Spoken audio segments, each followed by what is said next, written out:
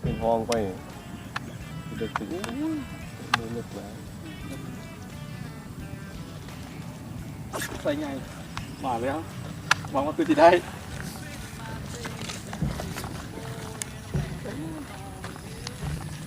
ไปถึงโลโลเกตุ้ยเลยเข้าถูกไงผมยำตลอด4บัวตัวนี้รุ่น B2 นะตัวนี้ B2 ตัวตุ้ยๆป่านี้ก็จะมีประมาณครึ่งโลหน่อยๆเดียว ก็หอดครึ่ง โอ้โหแถตัวกระตุ้ยนี่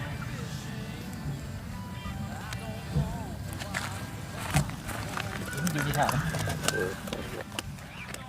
ขาประสันดี บิดฮอดโบเจาะกระโหลกวัดค่อยๆนำตื่น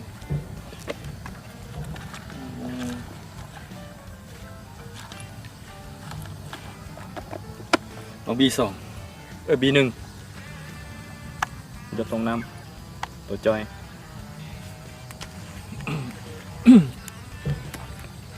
เอาคนเก่าดีกว่า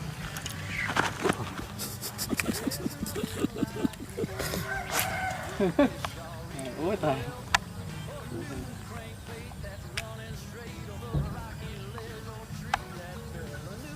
B1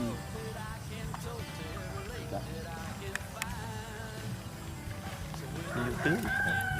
เรียบร้อยตื้อเป็นไงวะเนาะ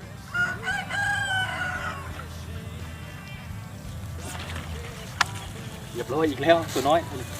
ได้กระบอกน้อยมาไหน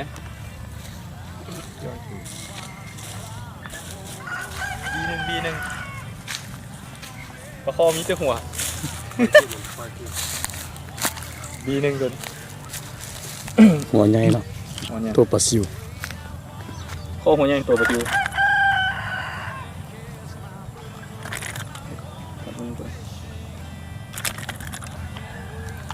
กินเลยโอ้โหมันถึกมันเป็นย้อนอย่างน่าจะแม่นย้อนไฟสอดบ่เลยตรงนั้น B1 กรรมพันธุ์ ถ้าถึกไฟสอด ปล่อยเจน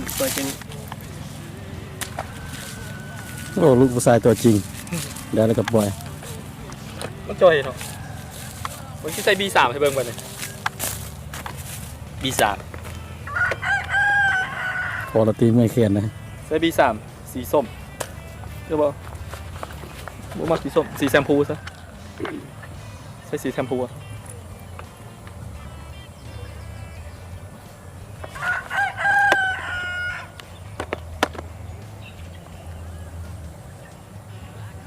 เด้อตัวนี้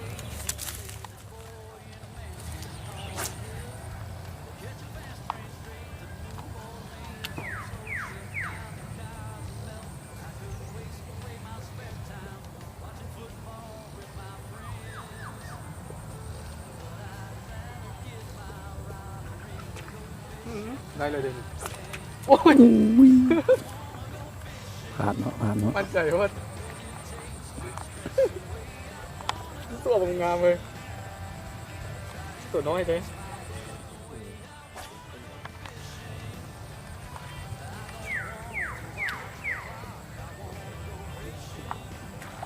แบบนี้กูเลือก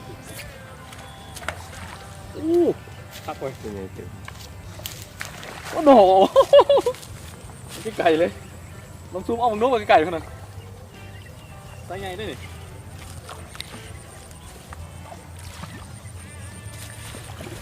โอ้ผมไงไส้โลก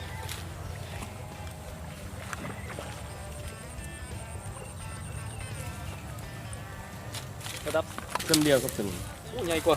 พี่เวรสตอมันกัด ฮะ สองมุมบุเห็น สาบานเห็น คือบุเห็นเนี่ยตอมกัดแค่ออกกระไร สงสัยในหนึ่งเมื่อกี้นี่เป็นตัวใหญ่ B3 นะตัวนี้โอ้ตัวปลาดิ้นต้วมๆเห็นอยู่ตี กองมันตกนี่เนาะมาสอกเงยเอาไม่ใส่ มันมีแต่กำบัง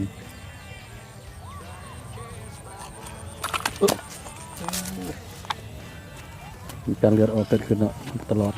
เจอตัวใหญ่แค่ผมคมหานี่ เบิ้ง มันจะต้องออกกินเหยื่อ เอาเบ็ดออกตัวโลนี่ Smoke weed every day.